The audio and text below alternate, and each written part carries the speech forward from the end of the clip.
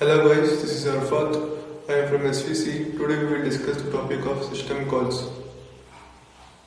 First, let's see what's in the PPT. Presentation outline.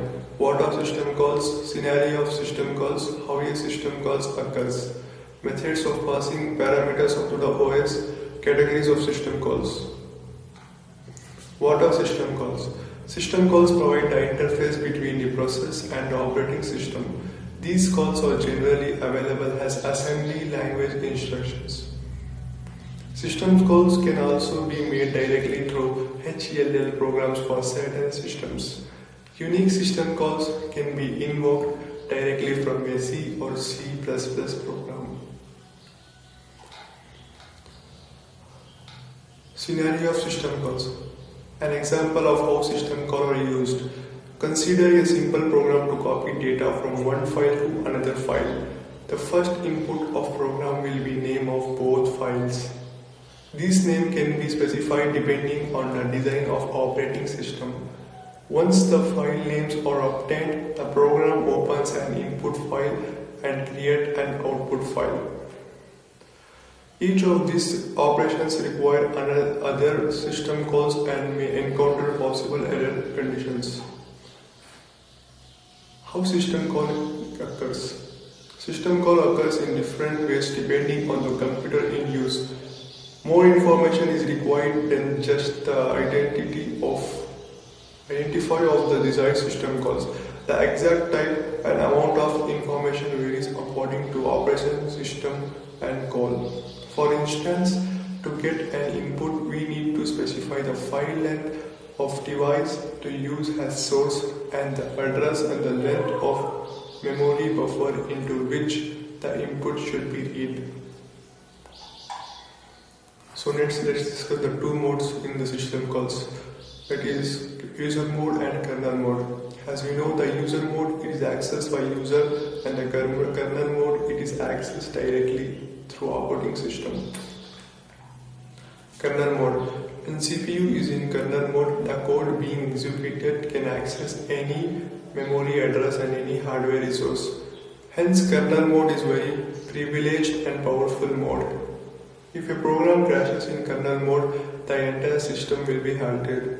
Next, it is user mode. When CPU is in user mode, the programs don't have direct access to memory and hardware resources. As I said, the user mode doesn't have direct access, it is accessed by the user. In user mode, if program crashes, the particular program is halted. That means the system will be safe state even if the program user mode crashes, hence the most programs in OS runs in user mode. Methods of passing parameters to operating system. The simplest approach is to pass parameters through registers. The second is by storing parameters in block and passing the address through registers. Finally, parameter can be pushed into stack by the program and popped up by operating system.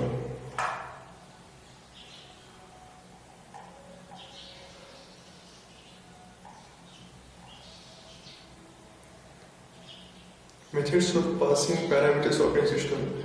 Three methods are used in passing parameters to operation system. The simplest approach is to pass parameters through registers. The second is by storing parameters in blocks and passing the address through registers. Finally, parameter can be pushed into stack by the program and popped by the operating system. Next, let's discuss what the categories of system calls. Okay. System calls can be grouped into 5 major categories as follows: process control, file management, device management, information maintenance, and communication. Process control. Some system calls under process control are end abort, load, execute, create process, terminate process, get process, terminate process, wait for time, allocate, and free time. Next, it's file management. Here, how the file is created, deleted, how it's open, close, read, write, reposition, file attributes, set file attributes, we can rename it, name it, etc. Device management. Some system call under device management are request device, release device, read, write, reposition, get device attribute, and set device attributes. Logically attached or detached devices. Information maintenance. Some system calls under information maintenance are get time or date, set time or date, logically attached or detached device, information maintenance, get system data, set system data, get process, files or device attributes, set process, file or device attribute. Next is communication. Create, delete communication connection. Here you can create and also delete the communication connection. We can send or receive messages to system calls. We can transfer the status information of system calls. We can attach or detach remote devices. Thank you for watching my video. Please